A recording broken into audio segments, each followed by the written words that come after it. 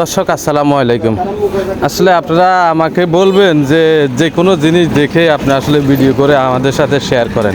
আসলে আমি আপনাদের সাথে শেয়ার করার কারণ হলো এটা আমাদের দেশি পণ্য। দেখেন, এটা হলো আলু। তো দেশি পণ্য এভাবে যদি নষ্ট হয়ে যায়, আমি যদি 1 কেজি আলু কিনি, যদি আধা কেজি যদি এখান থেকে যদি নষ্ট পাই, তাহলে কিভাবে আমরা চলতে পারবো, বা আমরা যারা গ্রাম অঞ্চলে বসবাস করি আমরা কিভাবে চলবো বা আমরা কিভাবে খাবো। এই 1 কেজি আলুর দাম হলো 55 টাকা। তাহলে 1 কেজি আলু যদি 55 টাকা হয়, তাই দেখেন, এই দেখেন কুটে নেওয়ার পর কতগুলা নষ্ট হয়ে গেছে। আসলে আমি কিন্তু এটা আপনাদেরকে দেখাবার জন্য বা মানুষকে বোঝাবার জন্য যে আসলে এই জিনিসটা ফেসবুক বা ইউটিউব আমার আসলে চ্যানেলের মাধ্যমে দেওয়া।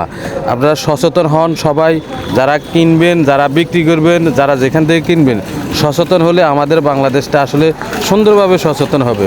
কারণ এটা আসলে আমরা আশা করি না যেভাবে আপনারা বিক্রি করবেন বা এটা আমরা নেব বা এটা আমরা খাবো।